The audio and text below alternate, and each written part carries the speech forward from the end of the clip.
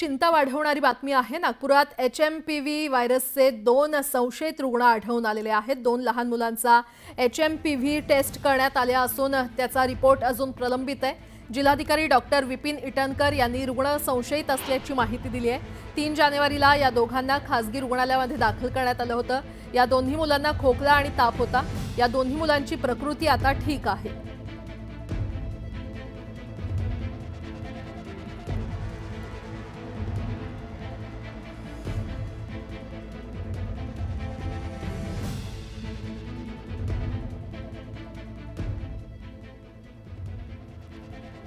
तर आपण पाहतोय राज्यात HMPVचा शिरकाव झालेला आहे।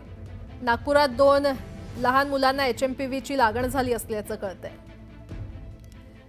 तिकडे पुण्यामध्ये HMPV रोखण्यासाठी पालिकेकडून खबरदारी घेण्यात येते। या पार्श्वभूमीवर आता हॉस्पिटल बेड राखीव ठेवण्याच्या हालचाली सुरू असून आरोग्य विभाग अलर्ट मोडवर आहे। पुणे महापालिकेने खबरदारी घेत 50 खाटांचं विलगीकरण कक्ष तयार केलेला आहे। देशात HMPVचे रुग्ण आढळले असल्यानं पुणे महापालिकेने आरोग्य यंत्रणा सतर्क करत उपाययोजना सुरू केलेल्या आहेत। प्रेक्षकांनो, हा मास आठवतो। हा मास तुम्हाला नक्कीच कोविडची आठवण करून देईल। याच कोविडच्या काळात पुणे हा हॉटस्पॉट बनलेला होता। नायडू हॉस्पिटलने अनेकांना जीवनदान दिलं त्या काळात। तेच नायडू हॉस्पिटल आज HMPV या व्हायरससाठी सज्ज झालेलं आहे। आपल्यासोबत महापालिकेचे नायडू हॉस्पिटलचे प्रमुख डॉक्टर सुधीर पाटसुते सर आहेत। मला सांगा, तयारी कशी आहे महापालिकेची हा मास्क पुणेकरांना लावा लागू नये यासाठी? नमस्कार।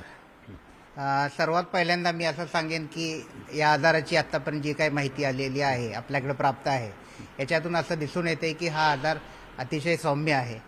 आता तुम्ही पाहिलं तर कोणताही व्हायरल डिझीज आहे, हा व्हायरल डिझीज अतिशय लहान मुलांना किंवा एल्डरली, ज्यांना आपण इम्युनो कॉम्प्रोमाइज किंवा सिनियर सिटीजन्स म्हणतो, अशा लोकांमध्ये आजारपण आणू शकतो। त्या काळात आपल्याला माहिती ऑक्सिजन किती कमी पडलं होतं। ह्या काळात अशी काही गरज पडणार आहे का ह्या पेशंटला ऑक्सिजन लावण्याची? सध्या जे बातम्या येत आहेत त्याच्यामध्ये सर्व पेशंटना सौम्य आजार आहे आणि असं असल्यामुळे ऑक्सिजन बेडची गरज ही फारच कमी असणार आहे। हा आजार एकदम सौम्य आहे। तुम्ही जसं आपण दरवर्षी आपल्याला सीझनल फ्लू होतो, दरवर्षी आपल्याला सीझनल फ्लू होतो, त्याच्यामध्ये आपल्याला सर्दी, खोकला, 2 दिवस ताप आणि नंतर तो बरा होतो। घाबरून जाण्याचं कारण नाही। हा व्हायरस जुना आहे, मी ऐकलं 2001 सालचा, तुम्ही सांगितलं 2001चा व्हायरस आहे आणि आतापर्यंत ज्या काही माहिती आपल्याकडे आहे तो सौम्य स्वरूपाचा आजार आहे। असं असल्यामुळे नागरिकांनी घाबरून जाण्याचं काही कारण नाहीये। तरी पण आपण सज्ज ठेवलंय सगळं। किती बेड, किती हॉस्पिटल? आपल्या पाठीशी 2019 मधला कोविडचा अनुभव असल्यामुळे आपण पूर्ण पद्धतीने सज्ज आहोत। सध्या आपल्याकडे 50 बेड्स ऍक्टिव्ह आहेत। या 50 बेड्समध्ये आपल्याकडे ICU बेड्स पण आहेत। हे जरी मी तुम्हाला सांगत असलो तर ही फक्त तयारी आहे आणि आम्ही कायमच अशी तयारी आमची असते।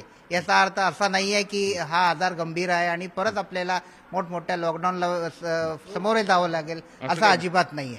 त्यामुळे पुणेकरांना घाबरून जाऊ नका, पण काळजी नक्कीच घ्या।